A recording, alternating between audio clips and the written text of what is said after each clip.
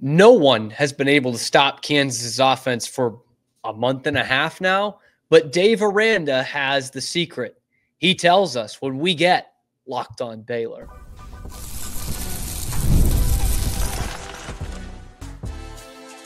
You are Locked On Baylor, your daily podcast on the Baylor Bears. Part of the Locked On Podcast Network, your team every day. Hello there, Bears fans. Welcome to another episode of Locked On Baylor, brought to you by FanDuel and part of the Locked On Podcast Network, where it is your team every day. I'm Kib Stewart from ESPN Central Texas, but you already know that. It's Wicker Wednesday, so we've got Sydney back in town, a thankful Wednesday, getting prepped for that A&M UT game, which I wish we could talk a little bit about in here, but unfortunately, the bosses do not allow that. We're locked on Baylor. We are so locked on Baylor. It's not even funny. And not anything else ever that ever happens. So, of course, the most important game in the state of Texas this weekend, Baylor against Kansas. Of course. That's what we're going to go with. And it was not pretty on Saturday, Sydney. I always like to get your take on this, even though it's a couple days later. But that was it wasn't pretty, but they did win by double digits on the road. So how much, can you bring me down to earth? I can't be too upset, right? I mean, I think the positives that you take away is that they did win. Still, they found ways to win when they weren't looking pretty. And I think that's what's important. And, Coach Aranda has talked about there's been so many times where this team would have folded in years past, or even this season alone. First half of the season, if that was them, they would have folded. They would have not won that game. Right now, they're just at such a different mentality that they're able to rally when they're not having their games. And when Sawyer's throwing 2 interceptions, being able to change certain things and being able to work with different things. I mean, Bryson didn't even have the game that we've seen him have the last 2 weeks, but we knew that was going to be a challenge against this Houston defense. So we knew that offense was going to struggle. I think the fact that they could respond and still be able to put some points up and win by double digits, like you said, that's important. On the road too, all of those are factors. It doesn't matter the record when you're playing a conference opponent on the road. A win is a win. So Houston's largest crowd of the year, by the way. That's the really? Baylor. That's the Baylor effect. Yeah. Oh, look at that. That's not a great look for the other football program, but it's great for us. It's great for us. And we talked up that Houston defense, and I think there were some people listening or watching that were like, come on, how good can it really be? They're 4-6. But no, you saw it. You saw why they don't win many games, and you also saw why they are in a lot of games. That defense is great. That offense is barely existing. I used to say it about the RVO at the end of last year, which was the Jeff Grimes offense. Reliable, violent offense. It was not reliable. It was not violent. And by the end, it was barely an offense. And speaking of that, Jeff Grimes brings his Jayhawks into town this weekend. And wouldn't you know, just like we all suspected, it's one of the best offenses in the Big 12. Our old pal, Jeff Grimes, has this team absolutely cooking, Sydney. This is one of the best teams in the country the last couple of weeks. Yeah. 3 consecutive top 25 wins. That's insane. Where does this come from? A team that was 1-5. I feel like this is the perfect example of you can't stop momentum. Once you get going, it doesn't matter what your record is. It doesn't matter who you have on that roster. Momentum's hard to stop. That is the one thing you cannot prepare for in the playbook. Important note, Baylor's not ranked, which is I think gonna help them this week. Maybe Kansas does not turn that on in their head, but it feels like I'm so back and forth on this game in terms of I was surprised to see the opening line that Baylor was favored, and I'm like, why am I surprised? They've won 5 in a row. They're playing at home. Baylor's got a pretty damn good offense too. But this is the kind of team I hate seeing standing in your way of something. I know the Big 12 championship game, it's going to take a lot, but you need to win. And I hate seeing a team that's got its backs up against the wall that is playing as well as Kansas is, and with a defense that is, an offense that is as good as Kansas's is, to the point where I'm like, I don't even know if this Baylor defense can keep up with this. Stop them. I think it's going to be a shootout. Truthfully, it has to be, Big 12. I think. I know. Classic, stick to it. I mean, why not? But I think it's funny how a couple weeks ago we were talking like Baylor has a chance to end this season being 8-4. We're like, they only have Houston and Kansas. Well, this Kansas team is a totally different team than we were talking about weeks ago. And I think getting that win in Provo was huge. Being able to knock off BYU in their home environment, that's one of the loudest crowds in all of college football. And there's literally nothing going on in Utah. Every person is at that game, you know? And they beat BYU at their own game. Like that was not 37-34. That was 17-13. That was really impressive. Very impressive. And we know that this is like an explosive offense. That's what we keep talking about. And Baylor's defense, did it turn a corner? I mean, I guess they, not much more you can ask for. It was a bad offense. They didn't give up a touchdown. And Dave Aranda said there is something they need to start with in order to get Kansas, hold them in check this week. And the answer probably won't surprise you, actually.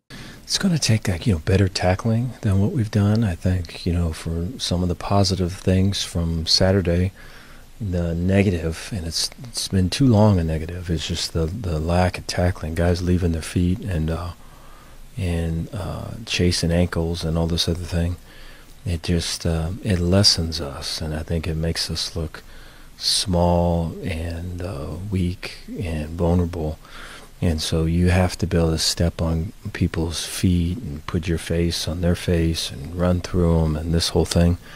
And we have not done that to the degree that we should. And we're going to have to in this game. If we tackle like how we've tackled, we're not going to win the game.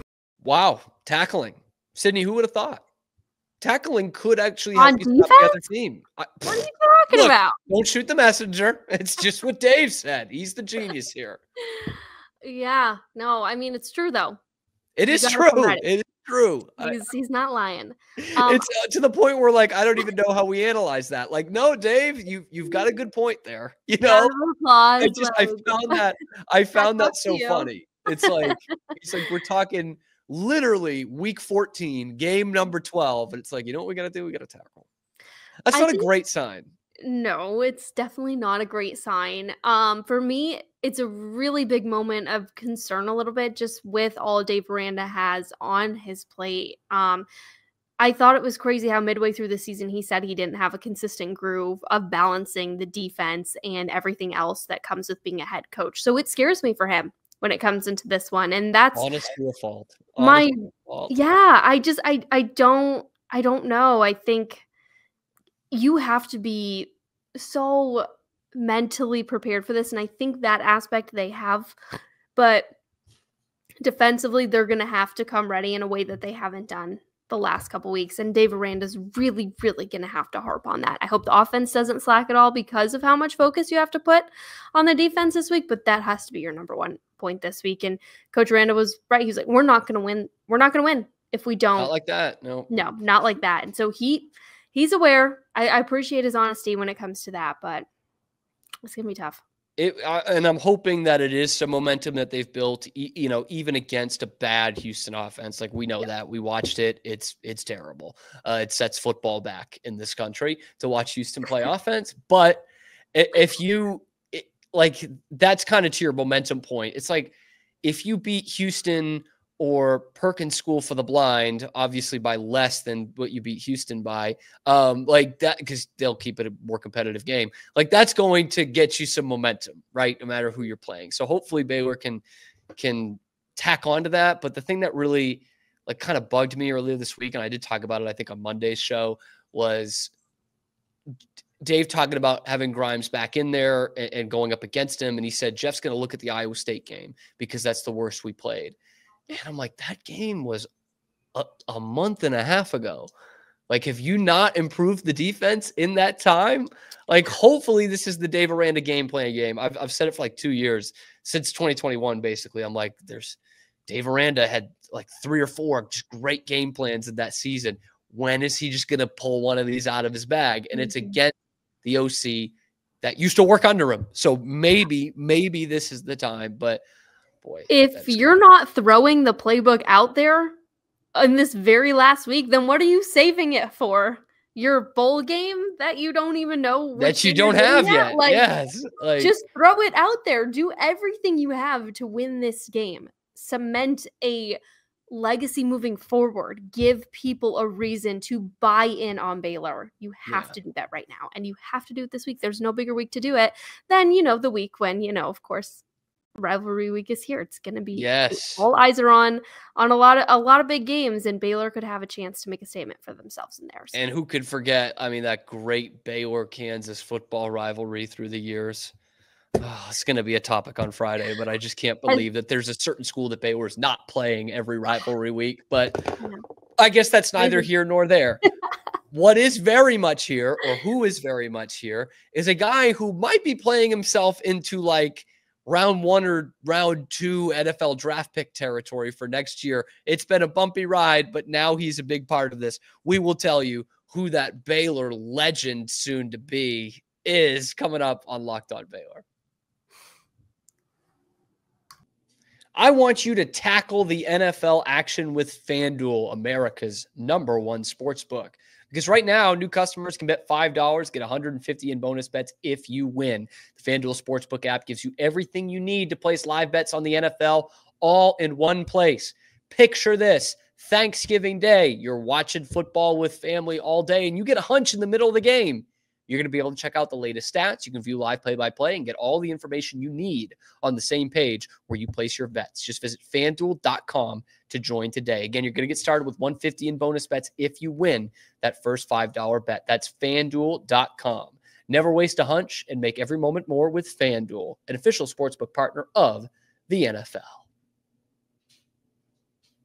It's Sydney Wicker. It's Cam Stewart. Locked On Baylor. Thank you for making it your first listen today and every day. And it's also Michael Trigg. I'm just going to go out there and say it's Michael Trigg. Michael Trigg. They could not stop him on Saturday. No. That looks like men against boys, like the one-handed catch, the touchdown, the breaking tackles. Yeah. It's not like they're going to him 10 times a game, but this guy is a nightmare for the opposing defenses. He is. You talked about the one-handed catch. Oh, my God.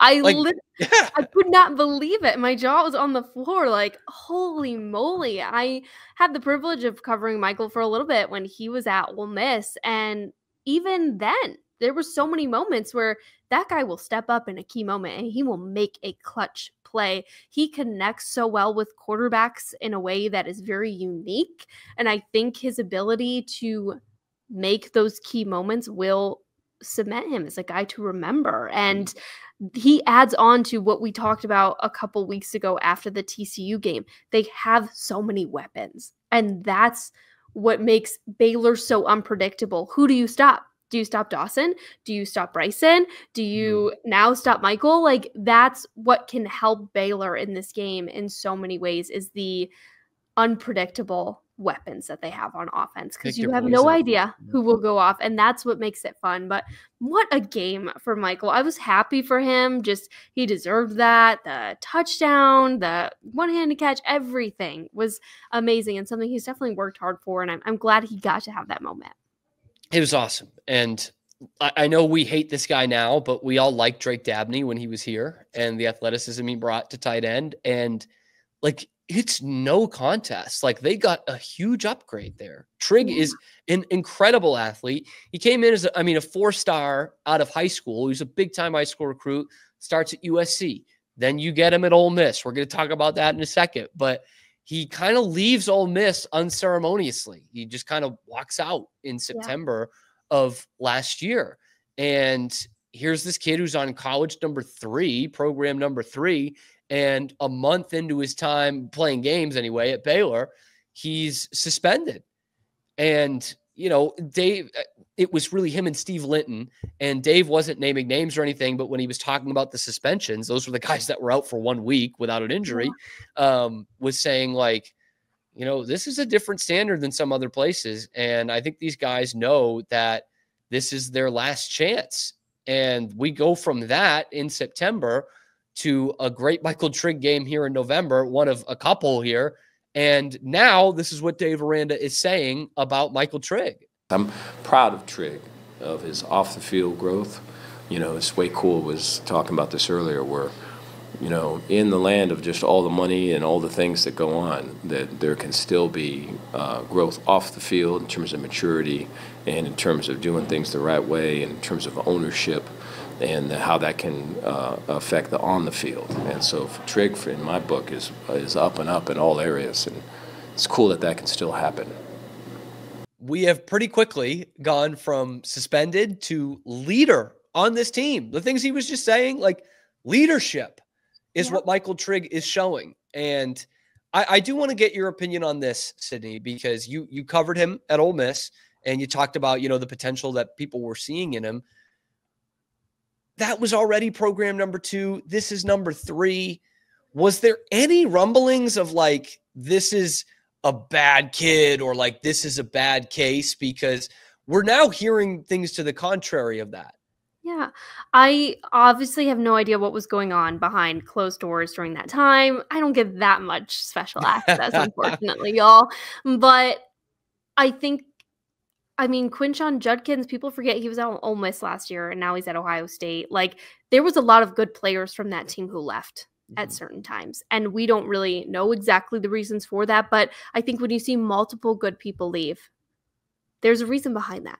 And part of it could just be college football right now, too. I don't want to say it's like Lane running them off necessarily. No, this is the name of the game. And when you have opportunities to go other places, and he's found a home here in Baylor and now is making the most of his opportunities here. And so I think for him, this is just huge to see these kind of moments and opportunities. It's great, but I loved watching him at Ole Miss. He was great. Like we said, he was always somebody that we could count on in big moments, and he did that. I think this is just part of college football right now, and it's just kind of how we see it. But who cares? He's at Baylor right now, and that's awesome. Well, that's true. That's true. It did feel like he left Ole Miss on bad terms from whatever side that's coming from. And then again, pretty quickly into Baylor tenure, he's suspended. And so at that point, you've got a reputation, right? And the reputation precedes you. And, I'm not saying, I did kind of use the terminology, but I'm not saying he's a bad kid, but these things happen. And you're on program number 3. That's what you hear. And so I bring that up because this week on the Matt Mosley show, Matt was talking a lot about how, he's heard from people around Michael Trigg and that, there might be some people in his life that are pushing some things maybe they shouldn't be pushing. But he was like, from what I hear from people that are there, the bad kid reputation of Michael Trigg could not be further from the truth. Like he is a leader on this team, and he's not complaining from what we can see. We don't see bad body language. We don't see him arguing with teammates or coaches or anything like that would, that reputation would bring forth. And he's not getting the most targets of anyone in the game. That is a tight end, that's going to be the case. And he's making the most of it. And I got to say, I think he'll come back next year, obviously. But if he has more games like that, like he had against Houston, the NFL is going to come calling. He looks like an NFL tight end out there. Absolutely. We just never know what's going on in these kids' lives. Like, we forget, and I think I had mentioned this last week or 2 weeks ago, these athletes are students too. Like, they have so much going on in their lives. We don't know what their family lives look like. Mental health is such a big conversation within athletes these days. Who knows what it could have been? We're so quick to judge when it comes to those things. But to hear from other people and to validate the point that he is a leader, he showed that on Saturday. Yeah. He showed that he can be a leader and he can be that guy. So I just think a lot to be thankful for moving forward, Michael Trigg, and hopefully he wants to stay a Bear for another season, because it'd be cool to see him go in the draft. Yes, and it'd be good to get some Bears drafted again, but we can wait a little bit on it. And I think too, this is a good mark for Dave Aranda, in that you just kind of mentioned it, like this is how college football is now, and we have seen it at Baylor where it can be a problem where you bring guys in with bad reputations and they get mixed up in things. Sometimes it's their fault, sometimes it's not, and it doesn't reflect well on the program, and sometimes it gets you into big trouble. Dave Aranda has taken those 2 guys I mentioned, Steve Linton and Michael Trigg, both on program number 3, made them starters, and they're impact players. and we talk about the transfer portal and why Baylor can be a great destination for it. Now you're seeing it. Like that's part of this turnaround too. The offense is great, and having Spavital in there is huge, and the young core is great. But Dave has also shown you that we did take the transfer portal seriously. We're hitting on it, and we're taking guys who have issues at other places, whether it be their fault or not, and they're leaders on this team, and they're doing it on and off the field. I think that's a good mark for Dave Aranda, and I think it's a good thing going forward that they can get guys out of the portal, some of them on their last chance, and maybe make this into last chance you. Why not? There's worse things, man. There's way worse things. There's like way worse. We're not in Jerry Tarkanian territory of, hey, we're bringing in the wrong people here for their last chance. So I'm a big fan of that, and a big fan of Michael Trigg. I mean, talk about a weapon playmaking tight end. My goodness. Speaking of Baylor coaches, another one, clap back in his own very polite way. Scott Drew had some words for a Hall of Fame coach. We'll tell you what those were coming up on Locked On Baylor.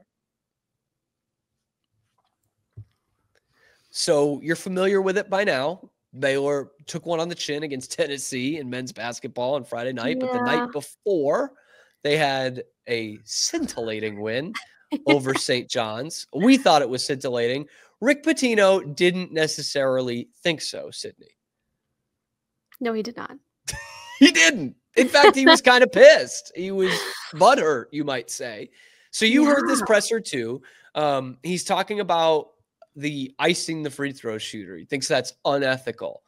And I kind of touched on this like right away. And I think most of you guys have seen this now of he's not necessarily even just calling out the refs there. He's calling out Scott Drew. Scott Drew calls for the review, and he says that later on in the press conference, like they're calling for review. And I couldn't understand this from the beginning. Like, what was your take before we get to what Scott Drew said? What was your take on that Rick Pitino take of he's trying to ice our free throw shooter? Well, I listened to Scott Drew's presser right after the game, and then I went and listened to Rick's. I think it was all on the same link for us to download media-wise. So I just was curious to see what he had to say, and I only listened to the first couple minutes, but I was confused at first. After listening to Scott, I was like, why? What? Like, it kind of threw me off. I felt like he was gaslighting me. I'm like, come on, Rick. Like, what?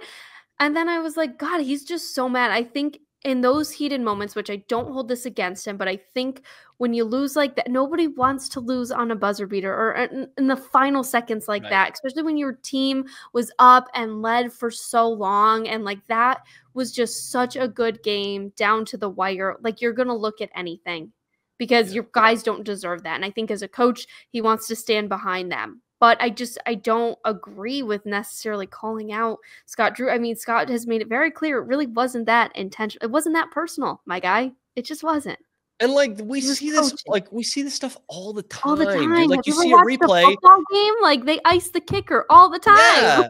And you see, and like even in that like scenario, you see a replay and you're like, oh, I didn't see that at first. He might have thrown an elbow there. Yeah. Can we get a look at that? And anyway, it was asked on the Matt Mosley show yesterday, because Scott has not spoken on this. But hey, Scott, Rick Pitino kind of called you out here. What was your view of this thing? And here's what Scott had to say. It's better to always be safe than sorry. If it was, from personal, like there was no icing the shooter. That was never a consideration. If that was the case, we had a timeout. I would have called the timeout. So that wasn't, you see something, it's on replay, and you're like, whoa. So I think at that point, most people would have thought the natural thing was to look at it. Pretty simple. You see it like you just talked about icing the kicker in football, you call a timeout. Scott had a timeout. He didn't call it. I think this is a whole lot of nothing, once again, from Rick Pitino. Yeah. And this is a classic Scott clapback of, hey, if I really wanted to do it, it's bringing logic into the clapback. I could have just done this. Pretty easy. Yeah. Pretty easy. So that was a whole lot of nothing. I do have this question for you, Sydney. Okay. I just thought of this as we were talking about this. Okay. Put me on the spot here. So yesterday in Maui, You were working, so you might not have seen this, but UConn lost to Colorado. 2 straight losses for the Huskies. They're going to be a PO'd team the next time they have a ranked opponent. Oh, that's next week against Baylor. So Dan Hurley got the tech in the first game at Maui. He could have gotten one in the second game yesterday against Colorado. Like freaking out. Like really, like we've seen, high-strung coaches before who get hot-tempered. This is more than that. This is like, I wonder what will happen if he actually gets to the officials. It's like when our dog chases the squirrels, and it's like, I wonder what's going to happen if she actually catches one day. That's what I get with Dan Hurley. And then when the buzzer sounds, he's just lost at the buzzer. He just kind of takes a breath and goes and shakes the coach's hand. Doesn't say anything, not yelling at the refs, not flipping out. And he kind of does that. So there's that coach that you can have, Sydney, or you can have the mindful demure, if you can call him that, Rick Pitino, who does not flip out, like he doesn't flail around during the games or anything like that, and then goes to the press conference and says what he says about Scott Drew. Which coach would you rather have? Which kind of coach would you rather have in those scenarios? A guy like Dan. Okay. The cards are on the table. Yeah, as soon as that clock hits 0-0, there's nothing you can really do in that moment. It's over. And it's hard to be composed like that, but I give you so much credit for doing that and shaking that hand. If you're going to sit with it for a minute and then almost talk crap about it, in a sense, like that's just, I don't know, it's very high school to me to do that. Like, we're not here to gossip. We're not here to do that. I mean, no, everybody's sitting at the cool kids table. We've all made it. Like, this is not necessary, I don't think. But I'm more of a Dan kind of gal if I'm going to pick my head coach. Be hype in those moments. Defend your players in those moments. Golly, what are you going to do after? He's getting nuts, though, man. A little bit crazy. I think he heard my New York accent, and it just threw him for a loop. And I'm sorry, y'all. I'm so sorry. By the way, I've had so many people comment about that. I did not think people would listen to our New York accents that much. It took off. In person too. That's where I'm really getting humiliated. My neighbor walking down the street stopped and talked to me about it. I was like, okay, so did your neighbor see it, or did they hear you do it? No, he watched the episode. Okay, good. Okay, good. That's better. The Wicker Whack Pack. It's happening. God. It's developing. Okay, the people, they need some more. Oh man. All right. We got to wrap this thing up. Sydney, tomorrow, Thanksgiving. Yes. I want your favorite. We'll just keep it simple. Favorite dish on Thanksgiving. I thought you were going to ask what I was thankful for. I was getting prepared for that. I was not ready for food. Maybe you're thankful for food. I don't know. Do you want to give what you're thankful for first? That's important. That's the reason for the season. Obviously, I'm just so thankful to be here in Texas. This has been so awesome, and covering Baylor is so awesome. So I'm really thankful to be here. I'm thankful for you, Cam, for making this show so easy for me, my friends, my family, and just football. Like, this is going to be such a big weekend. Really thankful for Michigan and hopefully causing an upset this weekend. That is my pool for any Baylor fans who would like to root for me and help me out. Come on, I brought y'all so much luck. Please help a girl out. Please. Oh, that would be something if they pull that off. But that's in Columbus, I'm very right? Hopeful. Yes. Yeah. It's gonna be tough, but you never know. But you throw the records out for these. You absolutely throw the records out for these. That's for sure. Yeah. Okay, now I need your side. My side is probably my mom's mashed potatoes. She makes the best mashed potatoes. Perfect. Yours? Perfect. Honestly, it might be mashed potatoes too. I just never go wrong with that. My mom is such a great chef that I'm very thankful for that and everything else that she does for me. Love a good stuffing, and I can't stand stuffing. It's got all the things. Vomit. And why is bread wet? That's so nasty. It's got all the things I hate crunching on, but it tastes good, so I just mash it up in my mouth, and it's great. I hope you get plenty. I hope you get plenty extra servings of stuffing tomorrow. Is that the thing that you don't eat? Like never? It sounds like never, because there's one thing, two things that go on the Thanksgiving plate that I just don't eat ever. I try to try things I hate every couple years just to see if I still hate them or not, and I always hate it. I get that. But I won't be having it this year because I'm hosting Thanksgiving for my parents, and we're having a Texas Thanksgiving. We've got brisket, ribs, my mom's mashed potatoes, and mac and cheese. So that's no, perfect, man. I know. That's perfect. I'll take that over turkey, man. I really will. I don't mind turkey though. Cranberry sauce, no. Green bean casserole, no. I love Even what? though everyone loves my mom's one. I don't do it. I love green bean casserole.